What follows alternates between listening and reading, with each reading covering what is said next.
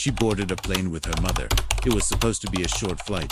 But within minutes, everything turned into fire, wind, and screaming. The next thing she remembers: silence, jungle, blood, and no one else alive. She was only 17, with no food, no help, and no idea where she was. But what happened over the next 11 days sounds impossible. Before we dive into this incredible story of survival, make sure you hit that subscribe button and turn on notifications. Because what you're about to hear will completely change how you think about human resilience. So picture this. You wake up and everything hurts. Your head's pounding, there's blood everywhere, and you can't move your left arm. But here's the thing that really messes with your mind. You have absolutely no idea where you are. That's exactly what happened to Juliane Koepke on Christmas Eve, 1971. One moment she's sitting next to her mother on Lancer Flight 508. The next, she's lying upside down, still strapped to her airplane seat, in the middle of the Amazon rainforest. Now here's what's wild. She doesn't remember the crash. Doesn't remember falling. Doesn't even remember the plane breaking apart. Her mind just like someone hit the reset button on her entire world. The first thing she notices: the silence.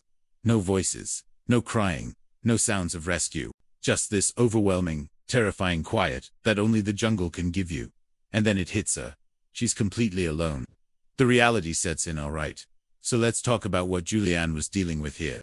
She's got a broken collarbone, a deep cut on her leg, and her right eye is so swollen, she can barely see out of it. Oh, and did I mention she's wearing just a mini dress and one sandal? Yeah, that's it. No survival gear, no food, no water. But here's where it gets interesting. Juliane wasn't just some random teenager. Her parents were zoologists who had been working in the Amazon for years. She'd spent time in the jungle before, but never like this. Never alone. Never fighting for her life. The first day, she just sits there. I mean, what else do you do, right? You're 17, you're hurt, and everything you thought you knew about the world just got flipped upside down. She keeps thinking someone's going to find her, that rescue teams are already on their way. But as the hours pass, and the jungle sounds get louder, reality starts creeping in. Nobody's coming. At least not yet. The first move, you know what's crazy? Most people would have just stayed put, waited for help. But on day 2, Juliane makes a decision that probably saved her life. She starts walking. Now, she doesn't just wander randomly through the jungle. Remember, her dad taught her something crucial. If you're ever lost in the Amazon, find water and follow it downstream. Water leads to rivers. Rivers lead to people. So that's exactly what she does. She finds this tiny stream, barely more than a trickle, and starts following it, one step at a time, dragging her injured body through mud and undergrowth. But here's the thing about the Amazon. It doesn't want you there. Every single thing in that jungle is either trying to eat you, poison you, or make your life miserable. And Juliane's about to learn that the hard way. The jungle fights back day 3, and the jungle's really testing her now. She's walking through swamps where the water comes up to her chest. Leeches are covering her legs, sucking her blood.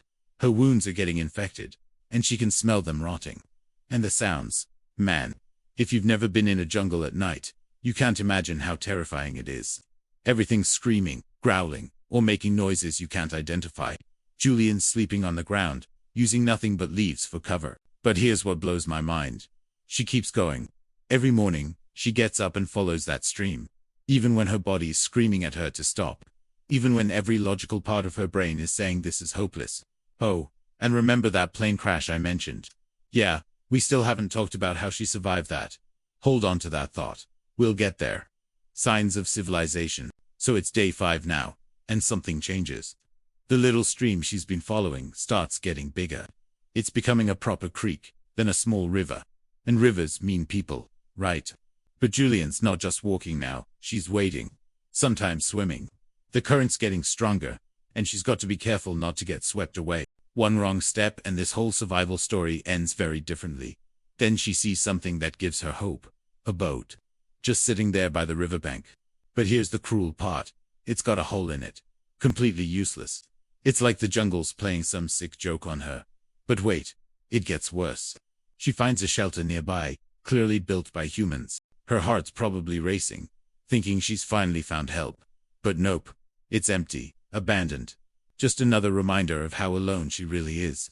The breaking point by day 7. Juliane's in bad shape, really bad shape. The infection in her wounds is spreading. She's weak from not eating, and her body's starting to shut down. Most people would have given up by now. And here is something that'll make your skin crawl. She discovers that flies have been laying eggs in her wounds. Yeah, you heard that right. Maggots are literally eating her alive from the inside. She's got to dig them out with a stick. The mental toll is just as brutal as the physical. She's starting to hallucinate, hearing voices that aren't there, seeing people in the trees.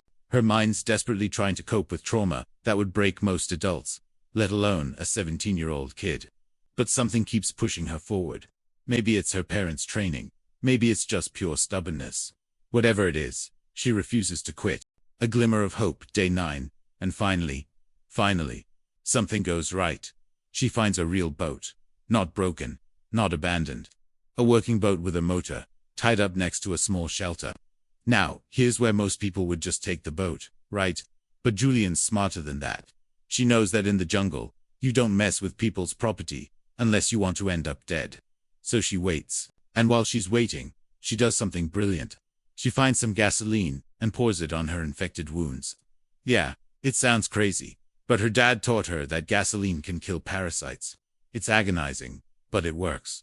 Those maggots start coming out.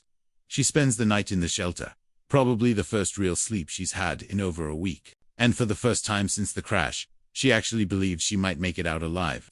The rescue, day 10, and 3 local hunters show up at the shelter. Can you imagine their shock? Here's this teenage girl, barely alive, speaking Spanish with a German accent, claiming she fell out of an airplane. At first, they don't believe her. I mean, who would? People don't just survive plane crashes and walk out of the Amazon. But Juliane's persistent, and eventually they realize she's telling the truth. They patch her up as best they can and start the journey back to civilization. But even that's dangerous. They've got to navigate rapids and fallen trees, all while keeping this half-dead girl stable. Finally, after what feels like forever, they reach a town with a doctor. Juliane's rushed to a hospital, and for the first time in 11 days, she's truly safe. The impossible truth, all right. Now let's talk about that plane crash. Because what happened to Juliane? It shouldn't be possible. LANSA Flight 508 was flying at 21,000 feet when it hit a massive thunderstorm. Lightning struck the plane, tearing it apart in midair. Everyone on board, all 91 passengers and crew, died on impact. Everyone except Juliane. Here's the crazy part. She fell 2 miles. 2 miles. Still strapped to her seat, spinning through the air, crashing through tree branches. The jungle canopy broke her fall, but she was still traveling at terminal velocity when she hit the ground. Scientists say the odds of surviving something like that are essentially zero. But somehow, someway, this 17-year-old girl beat odds that are basically impossible to calculate. The aftermath, the rescue made international headlines. Here was this teenage girl who had survived the unsurvivable, then walked herself out of one of the most dangerous places on Earth. People called it a miracle. But for Juliane, the hard part was just beginning. She had to deal with survivor's guilt. Why did she live when everyone else died? She had to relive the trauma over and over again for investigators, reporters, and curious strangers. And here's something that really gets to me. She lost her mother in that crash. Maria Kopke, a renowned ornithologist, was supposed to be on this journey with her daughter. Instead, Juliane had to process that loss while also processing her own survival. The physical recovery took months. The emotional recovery, that took years. The science of survival. So what made Juliane different? Why did she survive when others might not have? First, she had knowledge. Her parents had taught her about the jungle, about following water, about what to eat and what to avoid. That education literally saved her life. Second, she had mental toughness. I mean, this girl kept walking for 11 days, with infected wounds, no food, and no guarantee of rescue. That's not just physical strength. That's psychological resilience at its absolute peak. And third, and this might be the most important part, she never gave up hope. Even when everything looked hopeless, even when her body was failing, she kept believing that the next day might bring rescue. The legacy today, Juliane Kopke, is Dr. Juliane Diller, a successful biologist working in, you guessed it, the Amazon rainforest. She went back to the place that nearly killed her and made it her life's work. She's written books about her experience, not to cash in on tragedy, but to help other people understand what survival really means. And here's what she says is the most important lesson. Never give up. Even when everything seems impossible, even when the odds are stacked against you, there's always a chance. The crash site. They found it weeks later, guided by Juliane's description of her route. The wreckage was scattered across miles of jungle. And yes, they found her mother's body. That closure meant everything to her. The bigger picture, you know what's really striking about this story? It's not just about surviving a plane crash or walking through the jungle. It's about what humans are capable of when everything else is stripped away. Most of us go through life never really knowing what we're made of. We're comfortable, safe, protected from the kind of raw survival that Juliane faced. But her story shows us that we're stronger than we think, more resilient than we imagined. It also shows us the power of preparation. The knowledge her parents gave her wasn't just academic, it was literally life-saving. That's something worth thinking about in our own lives. The final truth. 11 days alone in the Amazon. A 2-mile fall from a disintegrating airplane. Infected wounds. No food. No help coming. Any one of those things should have killed her. But Juliane Kopke didn't just survive. She walked herself out of hell and lived to tell about it. She turned the worst experience imaginable into a story of hope, resilience, and the incredible power of the human spirit. The next time you think something's impossible, remember the 17-year-old girl who fell from the sky and refused to die. Remember that sometimes, against all odds, the human spirit finds a way. If this story amazed you as much as it amazed me, make sure to subscribe for more incredible survival stories and hit that notification bell. Leave a comment below. Do you think you could have survived what Juliane went through? And check out our other videos on impossible survival stories, because believe me, the human capacity for survival will blow your mind every single time. Thanks for watching, and remember, we're all stronger than we think we are.